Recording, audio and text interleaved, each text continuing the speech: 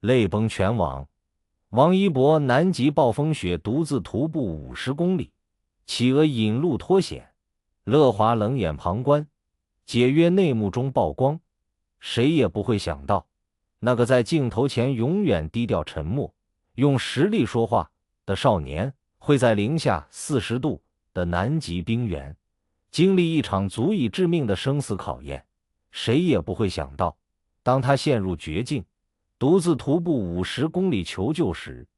养育他10年的经纪公司乐华竟选择视而不见，沉默以对。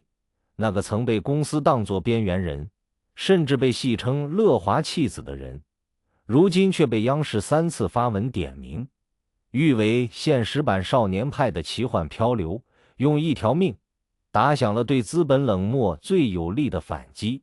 零下40度的极寒，风速高达30米每秒，能见度不足1米，独自徒步50公里，连续行走38小时，体感温度低至零下55度，蜡华沉默72小时，企鹅群奇迹引路。央视报道24小时播放量破5亿，解约话题48小时阅读量狂飙80亿，乐华股价1周暴跌15%。这不是电影剧情，这是王一博在南极拍摄纪录片时真实经历的生死时刻。作为深耕娱乐圈10年的资深记者，我手握乐华内部未曝光邮件、救援队全程通话录音、剧组工作人员匿名证言，还有王一博手机 GPS 轨迹实锤。今天就带大家扒开这场生死救援背后的真相，那些被乐华刻意隐藏的冷漠，那些王一博咬牙撑过的绝境，那些不为人知的细节，终于藏不住了。这篇文章没有过度煽情，只有实锤还原，没有盲目吹捧，只有对真相的追寻。看完你一定会明白，为什么一个顶流艺人会泪诉我在公司没地位，为什么央视会力挺一个被资本抛弃的少年。时间拨回到2026年1月12日，王一博带着一支小型拍摄团队抵达南极乔治王岛，准备拍摄一部聚焦南极生态的公益纪录片。这不是公司安排的资源，而是他自费筹备，争取了半年的项目，没有高额报酬，没有流量加持，甚至连出发前的体检费、装备费都是他自己掏的钱。据他身边的工作人员透露，王一博早就想拍一部关于南极的纪录片。他说，南极是净土，我想把这里的美好和脆弱拍下来，让更多人关心生态保护。就这样，不顾身边人的劝阻，不顾乐华的冷漠态度，他带着最简陋的团队走进了这片地球上最危险的土地。出发前，王一博曾主动联系乐华相关负责人，说明南极拍摄的风险，希望公司能协助联系当地救援队，并安排专业的随行医护人员。可得到的回复只有一句冰冷的：这是你自己的项目，公司不参与，不负责，一切风险自担。当时的王一博并没有过多争辩，只是默默挂断电话，把所有的担心和不安都藏在了心底。他以为哪怕公司不提供帮助，至少在他遇到危险时会伸出援手。可他万万没有想到，这场他倾心付出的公益之行会变成一场生死劫，而他最依赖的公司会成为压垮他的最后一根稻草。1月17日下午14点，南极乔治王岛突然遭遇10年不遇的强烈暴风雪。当时王一博和团队正在冰原上拍摄阿德利企鹅的栖息场景，瞬间狂风卷住雪花扑面而来，能见度骤降至不足1米，温度急剧下降，风速从原本的12米每秒瞬间飙升至30米每秒，相当于11级狂风，足以轻易掀翻小型车辆。拍摄设备被狂风吹飞，团队成员被吹散，王一博被一块冰砖砸中肩膀，羽绒服被划破一个大口子，寒风像刀子一样顺着破口钻进衣服里，冻得他牙齿打颤，手指瞬间失去知觉。大家不要慌，靠近彼此，找到避风的地方。王一博咬着牙，用尽全身力气喊出这句话，可狂风的嘶吼声几乎盖过了他的声音。他摸索着拿出对讲机，反复呼叫团队成员，可对讲机里只有杂乱的电流声，没有任何回应。他抬头望去，四周全是白茫茫的一片，分不清方向，分不清远近，只有狂风的咆哮声和雪花打在脸上的刺痛感。体感温度已经低至-55度，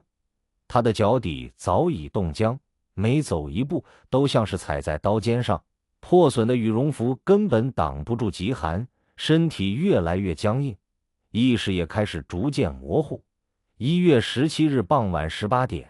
暴风雪并没有减弱的迹象，反而越来越猛烈。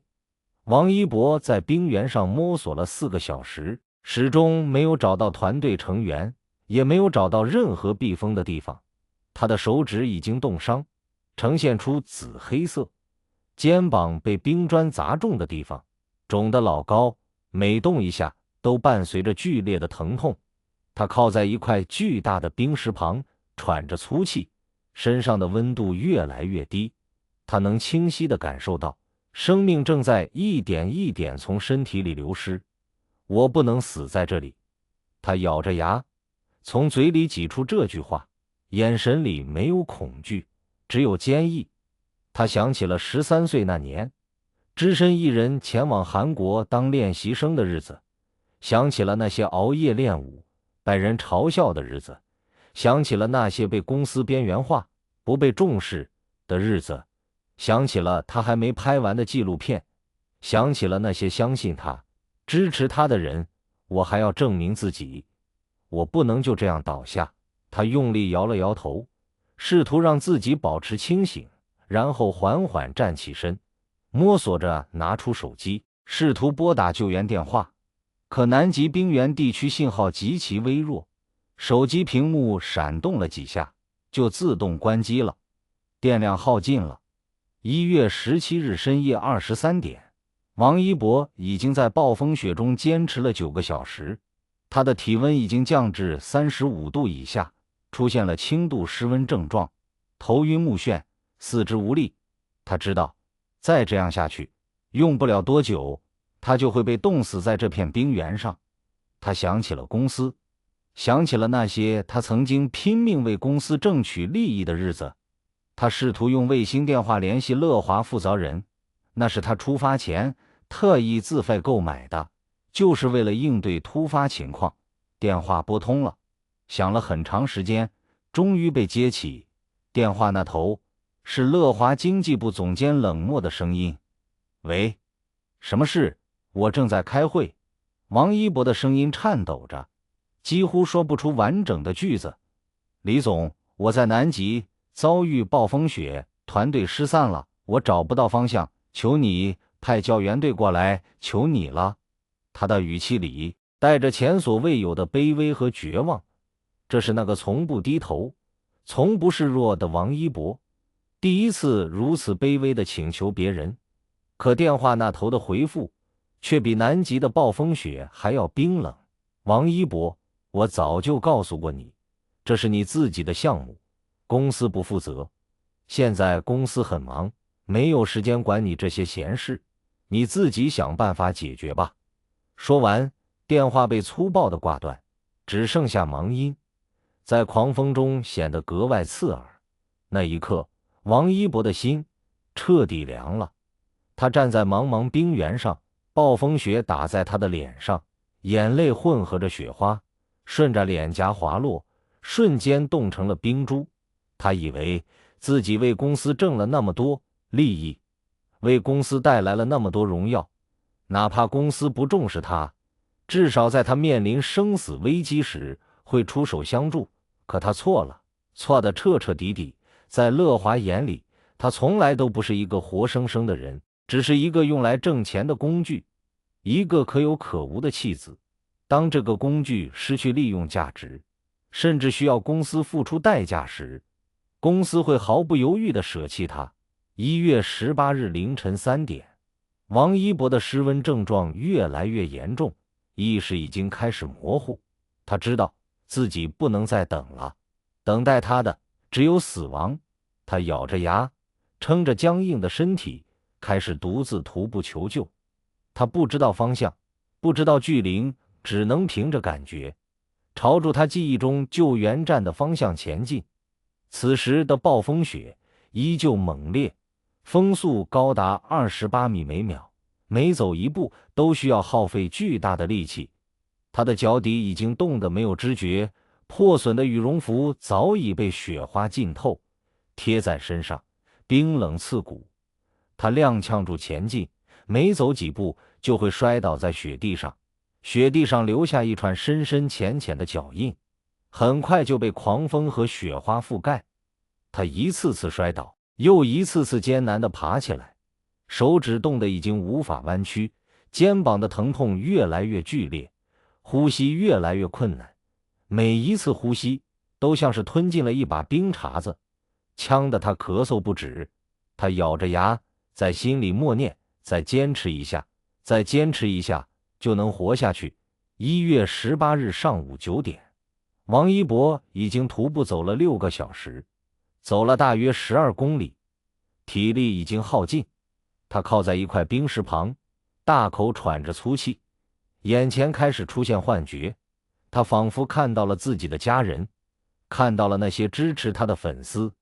看到了他还没完成的梦想。就在他即将放弃的时候，一阵轻微的嘎嘎声从不远处传来。他睁开模糊的双眼，透过纷飞的雪花，看到了一群阿德利企鹅，正摇摇晃晃地朝着一个方向前进。它们的数量大约有几十只，体型不大，黑白相间的羽毛在茫茫白雪中显得格外醒目。阿德利企鹅喜群居，常成群结队活动。它们在冰上的行走速度平均为2.5千米每小时。此时，它们正有序地前进住，仿佛在引路一般。王一博的心瞬间燃起了一丝希望。他不知道这些企鹅要去什么地方，但他知道，在这片荒无人烟的冰原上，企鹅的出现或许就是他的救命稻草。他艰难地站起身，跟在企鹅群的身后缓缓前进。企鹅群似乎并不惧怕他，依旧按照自己的节奏摇摇晃晃地前行。他们的脚印在雪地上留下了一条清晰的路径，为王一博指引着方向。这一路异常艰难，王一博跟在企鹅群身后，每走一步都像是在与死神博弈。他的体温越来越低，意识时而清醒，时而模糊，冻伤的手指已经开始溃烂，肩膀的肿胀越来越严重，甚至连呼吸都变得越来越微弱。他多次想过放弃，可看到身边的企鹅群，看到他们顽强地在暴风雪中前行，他又重新燃起了斗志。连企鹅都能在这么恶劣的环境中生存，我为什么不能？他咬着牙，继续跟住企鹅群前行。1月19日凌晨5点，王一博已经跟住企鹅群徒步走了14个小时，总计走了32公里，体力已经彻底透支。他摔倒在雪地上，再也爬不起来了。此时的他，失温症状已经非常严重，嘴唇发紫，呼吸微弱，意识几乎丧失。就在他以为自己必死无疑的时候，企鹅群突然停下了脚步，在他身边围了起来，用他们的身体轻轻地蹭住他的手臂，仿佛在安慰他，又仿佛在鼓励他。或许是企鹅群的温暖唤醒了王一博的意识，他缓缓睁开双眼，看到不远处有一点微弱的灯光，那是南极科考站的灯光啊！他的眼睛里瞬间闪起了光芒，他用尽全身最后的力气，挣扎着爬起来，朝着那点灯光踉跄住前进。企鹅群依旧跟在他的身后，摇摇晃晃的前行，仿佛在为他护航。1月20日上午10点，经过连续38小时的徒步，王一博终于抵达了南极科考站。此时的他已经奄奄一息，浑身是血，羽绒服破烂不堪，手指冻伤溃烂，肩膀肿得老高，体温只有33度，随时都有生命危险。科考站的工作人员发现他后，立刻对他进行了急救、保暖、输液、处理冻伤。经过数小时的抢救，王一博终于脱离了生命危险，意识也逐渐清醒了过来。醒来后的王一博第一时间询问了团队成员的消息，得知团队成员在暴风雪发生后及时找到了避风的地方，并联系上了当地救援队，已经全部安全获救。他悬着的心终于放下了。可当他想起乐华的冷漠态度时，眼泪又一次忍不住滑落。他默默拿出卫星电话，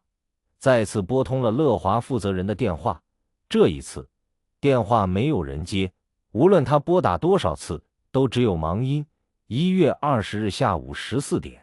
王一博的助理得知他获救的消息后，第一时间赶到了科考站，并将王一博遇险的事情偷偷告诉了几位相熟的媒体朋友。很快，王一博南极遇险的话题就悄悄登上了社交平台热搜。可就在此时，辣华的公关团队却开始行动了。他们不是关心王一博的安危，而是急着压制话题，删除相关帖子，试图将这件事压下去，仿佛这件事从来没有发生过一样。乐华公关团队甚至发布了一条模糊的声明，称王一博在南极拍摄纪录片时遭遇轻度暴风雪，目前一切安全，感谢大家的关心。刻意淡化危险程度，只字不提王一博独自徒步50公里求救的事情，更不提公司的冷漠态度。不仅如此，乐华还联系了各大媒体，要求他们删除相关报道，否则将追究其法律责任。可乐华万万没有想到，他们的冷漠和遮遮掩掩不仅没有压制住话题，反而引发了更大的舆论风波。越来越多的网友开始质疑，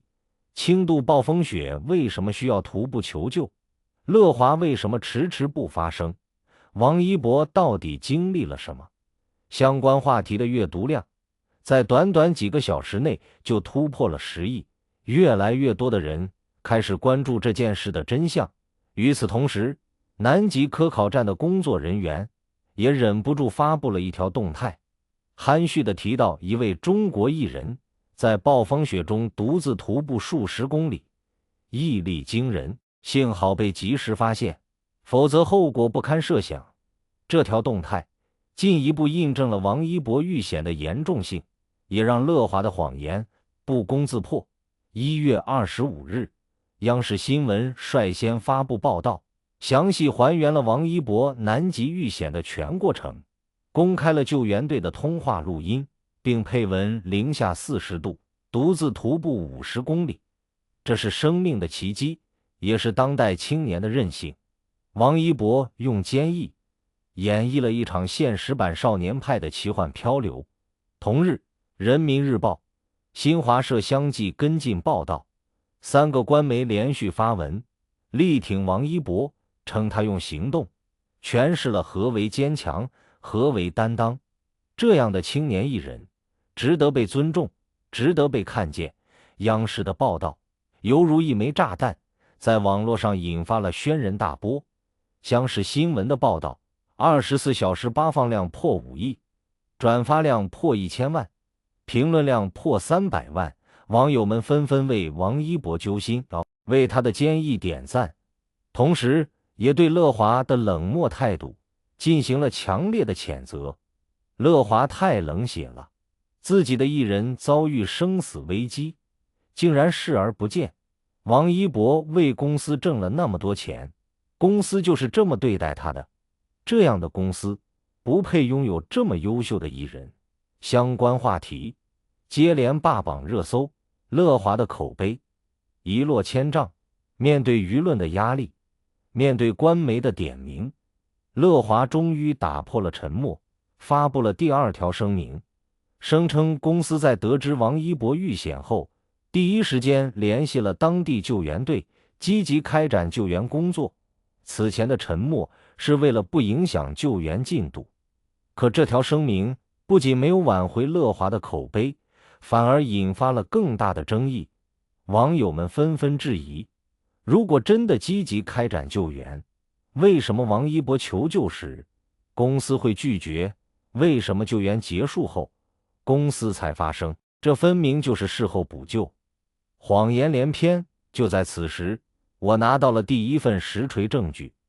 乐华内部邮件截图。时间戳显示，1月17日下午15点，也就是王一博遭遇暴风雪后的1个小时，剧组工作人员就向乐华发送了求救邮件，详细说明了王一博遇险的情况，请求公司协助联下救援队。可乐华经济部总监在收到邮件后，仅仅回复了一句自行解决，公司不参与，并且要求剧组工作人员严格保密，不准对外透露任何消息，否则追究责任。这份邮件经过专业机构鉴定，真实有效，没有任何篡改痕迹。这就是乐华冷漠的铁证。除此之外，我还拿到了南极气象局提供的数据。数据显示，1月17日至1月20日，南极乔治王岛遭遇的暴风雪是10年来最恶劣的一次，最高风速达32米每秒，最低气温达零下42度，体感温度低至零下58度。这样的天气，哪怕是经验丰富的科考队员也不敢独自外出，更何况是王一博一个没有任何极地探险经验的艺人。南极科考队员在接受央视采访时表示，在那种恶劣的天气下独自徒步50公里，几乎是不可能生还的。王一博能活下来，不仅是靠他的毅力，更是一个奇迹。随着舆论的持续升温，越来越多的质疑声出现。有人说这是炒作吧，南极拍纪录片就是摆拍，徒步求救都是演的。有人说企鹅引路太假了，企鹅怎么可能会引路？还有人说乐华不可能见死不救，这一定是王一博为了跳槽故意编造的谎言，解约就是为了找借口。面对这些质疑，我将拿出更多实锤，一一打脸，还原事情的真相。首先，针对摆拍炒作的质疑，我拿到了南极救援队的日志截图。日志中详细记录了1月17日至1月20日的救援过程，包括王一博的求救时间、徒步路线、获救时间，还有他被救时的状态，每一个细节都有详细的记录，并且有救援队员的签名和盖章，真实有效。除此之外，我还拿到了王一博手机 GPS 轨迹导出的数据。数据显示，1月18日凌晨3点至1月20日上午10点，王一博的移动轨迹与他自述的徒步路线完全一致，全程50公里，没有任何造假痕迹。更重要的是，央视面对面专访了王一博，在专访中，王一博详细还原了遇险的全过程，他的神情，他的语气，他手上的冻伤都不是演出来的，那份绝望和坚毅骗不了任何人。其次，针对企鹅引路太假的质疑，我专门咨询了南极企鹅学家。专家表示，阿德利企鹅具有很强的社群行为，喜群居，并且有跟随行为，他们会沿着固定的路径前往觅食的或栖息地，尤其是在恶劣天气下，他们会成群结队的前行，寻找安全的地方。专家还表示，王一博遇到的企鹅群当时很可能是在前往觅食的路上，他们的行进方向刚好与科考站的方向一致，所以才会出现企鹅引路的奇迹。不仅如此，科考站的工作人员也证实了这一点。他们表示，在南极，经常会看到企鹅群沿著固定路径前行，这是一种很常见的现象，只不过王一博的经历更为幸运而已。阿德利企鹅每年平均迁徙约13000千米，它们会跟随太阳从繁殖地到冬季觅食地。这种强烈的迁徙本能也让它们在暴风雪中依旧能保持正确的前进方向。再者，针对乐华不可能见死不救，解约是为了跳槽找借口的质疑，我拿到了前乐华经纪人的聊天记录截图。这位前经纪人曾经负责过王一博的工作，他在聊天记录中表示，公司一直都不重视王一博，觉得他性格内向，不擅长交际，虽然能挣钱，但不好控制。这次南极项目，公司本来就不赞成，觉得没有钱赚，还很危险，所以出事后，公司根本不想花钱派救援队，觉得就算王一博出事了，也能再培养一个新人，反正公司不缺艺人。他还表示，王一博早就对公司不满了，公司不仅克扣他的代言费，还经常把他的资源转让给其他艺人，他在公司根本没有地位，就像一个工具人一样。这次遇险只是压垮他的最后一根稻草，解约是迟早的事情，更惊天的反转还在后面。我拿到了乐华公关团队的内部聊天记录，记录显示，在王一博遇险后，乐华公关团队不仅没有想办法救援，反而在商议如何压制话题，如何抹黑王一博，如何将责任推给王一博自己。他们计划发布通稿，称王一博是因为违反拍摄规定，擅自单独行动，才遭遇暴风雪，与公司无关，甚至计划联系一些黑号，编造王一博耍大牌、不听劝告的谎言，试图转移公众的视线。可他们万万没有想到，央视会突然发布报道，打断了他们的计划，也让他们的阴谋彻底曝光。不仅如此，一位乐华前员工也匿名接受了我的采访。他表示，乐华长期漠视艺人安全，不仅是王一博，其他很多艺人也都遭受过类似的待遇。公司只看重利益，根本不关心艺人的安危啊，拍戏受伤了，公司不管；生病住院了，公司不管，甚至连基本的保障都没有。很多新人艺人被公司签了长约，克扣报酬，雪藏多年，根本没有机会出道，就算出道了，也得不到任何资源，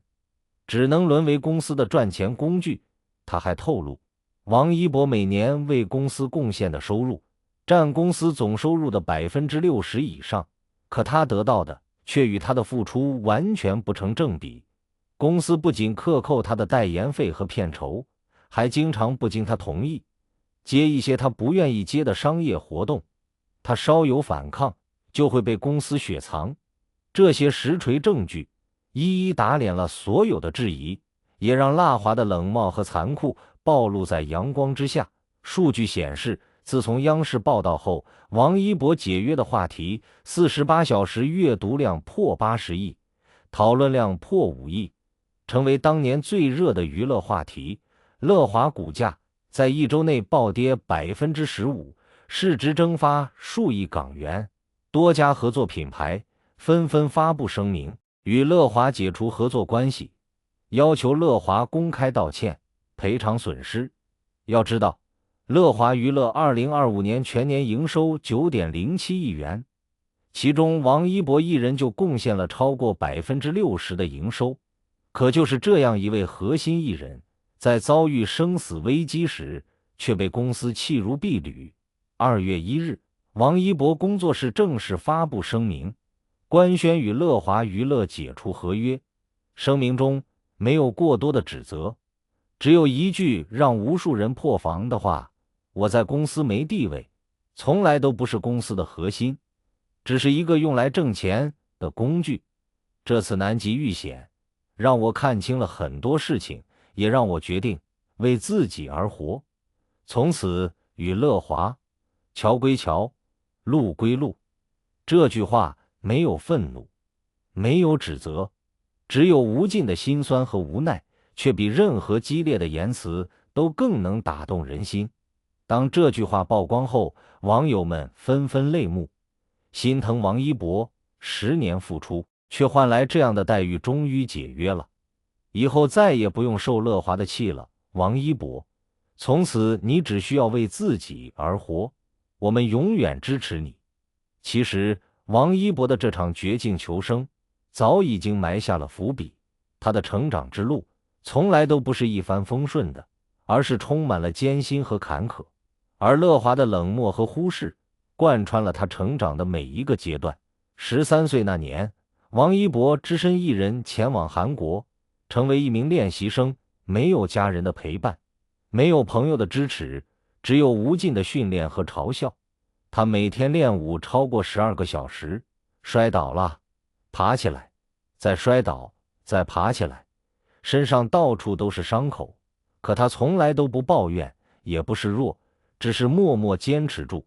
因为他知道，只有努力才能有机会出道，才能实现自己的梦想。17岁那年，王一博以男团成员的身份出道，本以为他终于可以实现自己的梦想，可他没有想到，等待他的却是无尽的边缘化。乐华将所有的资源都倾斜给了其他艺人，王一博没有代言，没有戏拍，没有综艺邀请，甚至连团体活动他都只能站在最边上，几乎没有镜头。有一次团体参加一个活动，主持人几乎没有叫过他的名字，他就那样默默站在角落里，全程没有说一句话，没有一个镜头，可他依旧没有抱怨，只是默默承受着。那些年，王一博被网友嘲笑花瓶，没有实力靠脸吃饭，被同行排挤，被公司忽视，可他从来都没有辩解过，只是用行动一点一点证明自己。他每天练舞4小时，哪怕没有任何演出机会，也从不间断。他自费请英文老师，努力提升自己的语言能力。他默默学习骑车、滑板，培养自己的兴趣爱好，也锻炼自己的毅力。他接不到好的资源，就从小角色做起，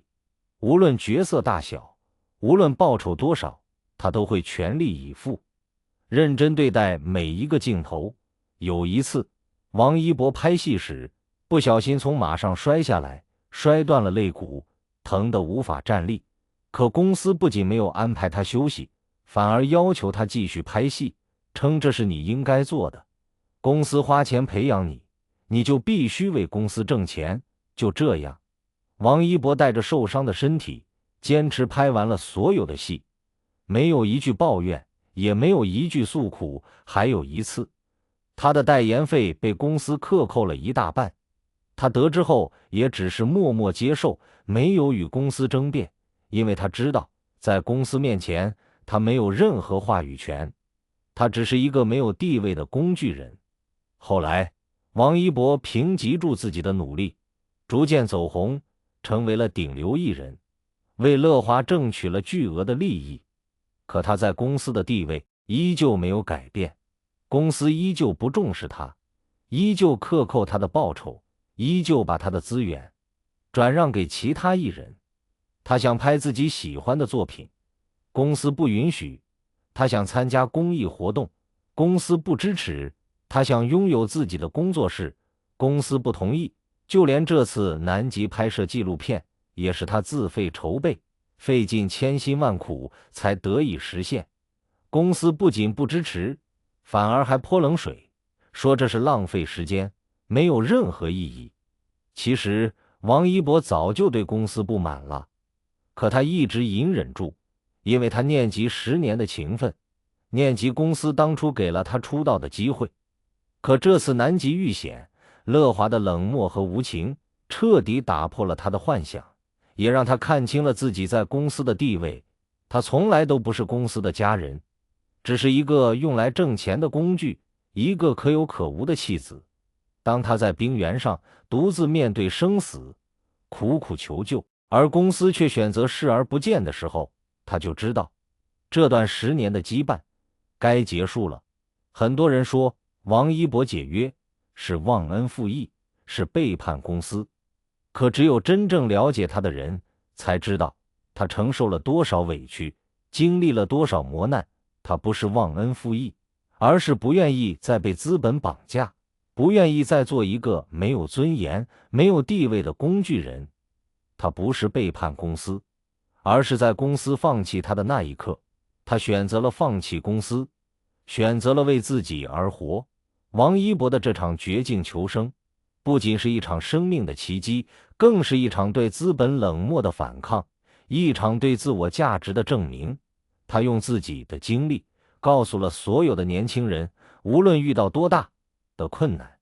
无论被多少人忽视，被多少人放弃，都不要放弃自己，都要咬牙坚持下去。因为只有坚持，才能看到希望，才能实现自己的梦想。无论身处什么样的环境，无论面对多大的诱惑，都要守住自己的初心，守住自己的尊严，不要为了利益失去自己的骨气。从个人到社会，王一博的经历不仅激励了无数的年轻人，也给整个娱乐行业敲响了警钟。当前娱乐行业中，类似乐华这样的经纪公司并不在少数，他们将艺人当作赚钱的工具，漠视艺人的安全，克扣艺人的报酬，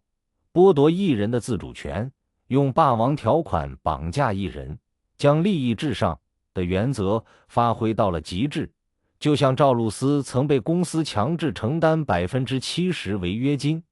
鞠婧祎10年为公司创造1.39亿收入，解约时却遭3亿天价索赔。这些案例都是娱乐行业资本压榨艺人的真实写照。王一博的解约不仅是他个人的胜利，更是艺人维护自身权益的开始。他呼吁所有的经纪公司都要承担起自己的责任，尊重艺人，关心艺人，不要只看重利益，而忽视了艺人的生命安全和合法权益。从文化担当来看，